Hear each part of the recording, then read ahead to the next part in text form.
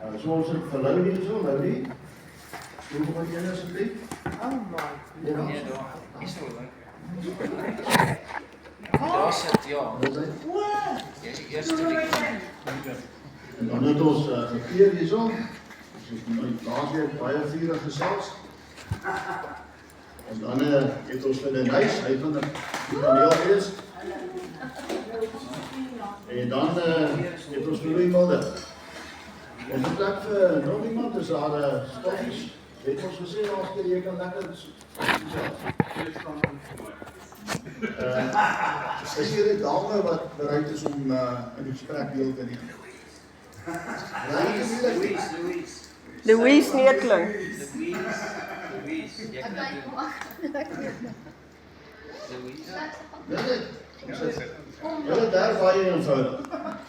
Ek gaan vir hierdie paneel 'n paar vrae vra, nie baie nie.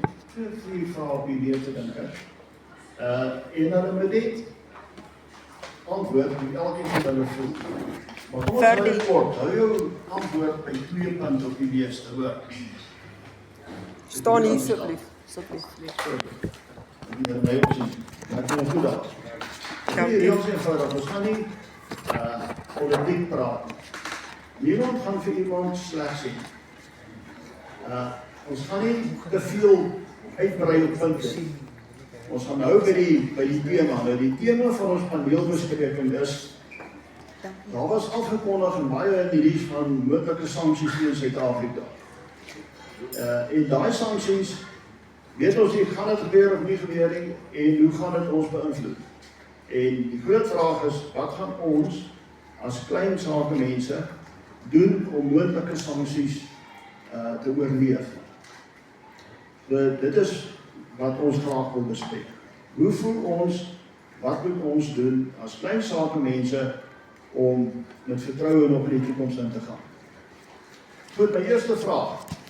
Dink julle die sanksies gaan gebeur?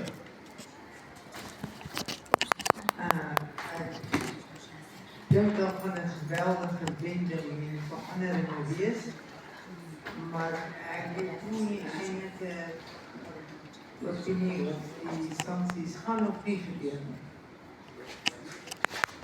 Ik denk niet dat het een probleem is als sancties het niet. Ik denk niet dat het een probleem is als sancties het niet. Als je kijkt wat die invloed is wat hierdie sanksies van Trump op ons ekonomie gewees, is dit so ignoreerbaar klein, en ons nou wat ek voel, so ignoreerbaar klein, ek dink nie ons te worry is. Die invloed wat ons, die voordeel wat ons in hierdie groep uit daai sanksies het kry, of uit die AGOA uit kry, is so minimaal, ek is te worry nie. Peer het nou 'n interessante antwoord daar. Ek het weer gedink, dit gaan dalk 'n invloed hê. Dalk gaan dit nie so baie ons in, maar dit is sekere sektore waar dit dalk sal beïnvloed hê. Daai ons gaan ook geld soek by ander plekke. Ek hoor 'n Cyril wil 'n 2% wethike doen op alles. So jy sien, ergens moet hulle nou weer nog ergens geld kry om daai sanksies te offset. Ek dink dat ons almal meer ge-educate word oor die risiko's wat in jou besigheid gaan gebeur en miskien iemand kry wat political analyst is wat miskien kan vir jou project wat gaan gebeur in die toekoms, dan kan jy in jou klein maatskappy miskien meer jy kan risk analysis doen en dan kan jy dit prevent. Jy kan dit in jou budget inwerk, jy kan dit in jou besigheidsbeplanning inwerk as jy weet wat die moontlike risiko's is.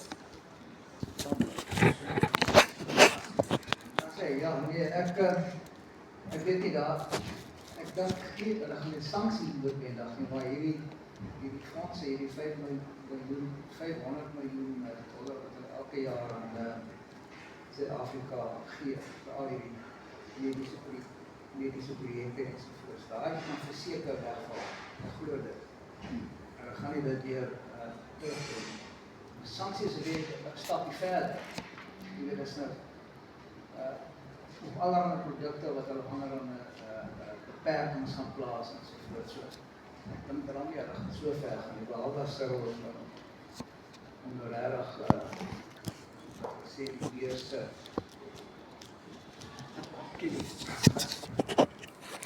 Nou is 'n paar goeie antwoorde gekry, maar so 'n klein bietjie van 'n meningsverskil, dat ek net wil opsom.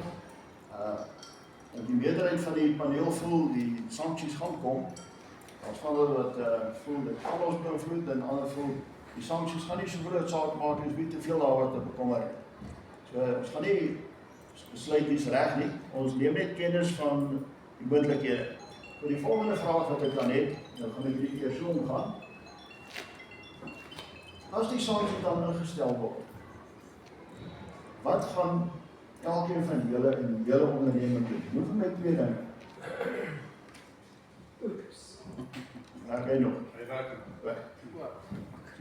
Ek sê werk hy nie. Ja. As jy in jou onderneming doen, as daar sancties is, en dit beïnvloed jou om te oorweeg. So, nou vra jy net die verkeerde ou, ek is nou klaar uit besigheid uit. So ek het 'n ander plan aan, ek gaan nou oor die tyd seker nog stap. Jy kan tot maar in 'n geval. Ek kan nie dink jy kan jou planne in jou mikroomgewing kan jy seker aanpas. Jy kan in jou nabye omgewing kan jy planne maak ensovoorts, maar in die makroomgewing gaan dit jou verseker op 'n stadium affekteer wanneer die groot sanksies gebeur. Dit gaan jou op die einde in die mikroomgewing ook verseker Ek dink jy moet verhoudings bou in die begin van jou loopbaan om met jou mense en met die mense by wie jy werk kry of by wie jy jou produkte verkoop of jou kliënte. Ek dink jy moet met hulle goeie verhoudings bou sodat jy wanneer enigiets gebeur, is jy verseker daardie ou is jou persoon en hy gee vir jou werk ongeag wat.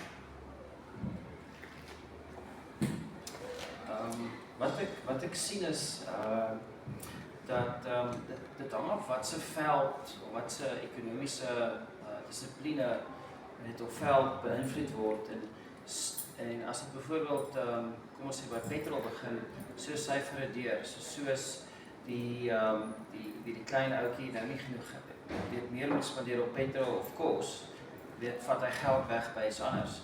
Kom ons sê hy sou byvoorbeeld 'n nice marketing ding wil begin by Louise, maar nou kan hy nie want hy spandeer meer. So ek begin meer dink wat is die gevolg daarvan. En dit is hoe ek dit sien. So antwoord het ek nie.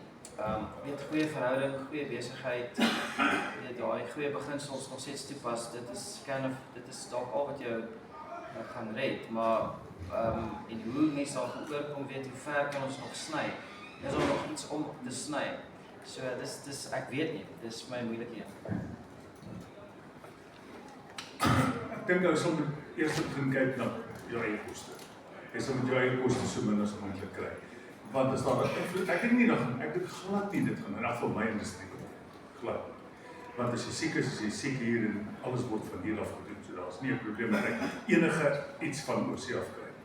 Maar nog steeds soos gesê as jy goed begin afvalter, dan gaan ek meer, gaan inflasie opgaan, die koste van goed gaan opgaan en ek moet op my koste spaar. Behalwe om die pryse te sit, dan moet ons nou sin wees, dit create inflasie. So ek sê dat net jou eie bestuur reghou, dit gaan geen invloed in my besigheid. Ek sal nog steeds wil terugkom in my stelling wat ek nou gemaak het, gebaseer op statistieke. Die statistieke wat ek hierdie week gelees het, al die statistieke van invoer uit Suid-Afrika, hoeveel uitvoer, hoeveel voer ons uit, hoeveel is AGOA, vergeet van US uit die hulle moes nou gewoon bestaan het nie. En as ons geld daar gekry het, was dit nie vir ons, dit kan ek jou beloof, dit is nie Kamala goed nie. Hulle het al die geld gekry, ons sou nie 'n sent van daai geld kry. So USAID gaan miskien vigs en daai tipe goed, die projekte daar beïnvloed, maar dit moes in elk geval nie daar gewees. In Amerika het geld weggegooi. Okay, so ons moes verwag dat dit een of ander tyd gaan stop. Dis maar ek voel, maar okay, kom ons kan ek gou my punt maak oor die statistieke. Ons voer 154 biljoen rand uit na kom ek werk in dollars. Amerika is ons tweede grootste handelsverloot op 8 biljoen. China is op 12 biljoen. Okay, so China is 50% groter as Amerika. Okay. Ons het 156 biljoen wat in 'n paar industrieë, staal en alloy, karre, goud, edelmetale, platinum nogal groot. Duitsland is toevallig ons derde grootste handelsverloot. Okay, so ons moet dink daaraan dat as Amerika uitval, wat is die implikasie? Maar kom ons vat 156, 48%, kom ons sê 50% van dit. Kom ons sê 75 biljoen daarvan word beïnvloed deur AGOA. As dit die helfte is, en daai 7-8 biljoen van Amerika verteenwoordig 7% van ons totale uitvoer, is dit 3,5% wat beïnvloed word. 3,5% van ons land se uitvoer word beïnvloed deur AGOA. Ons sit met in die top 10 van ons uitvoerders, sit ons met 2 van die BRICS-lande. Ons moet die BRICS weggooi nie. Ek dink net hierdie ding gaan 'n skeiding bring tussen wit en swart. Maar nou gaan die BRICS die swartes verteenwoordig en wites is aan die westerse kant. So ek dink ons gaan daai ding eerder moet bestuur. Maar dat die invloed van Amerika, al stop hulle die AGOA heeltemal, ek dink nie hulle gaan dit stop nie.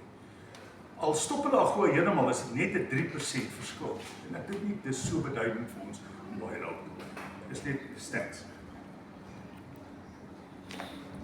Ek kom uit die rigting nog.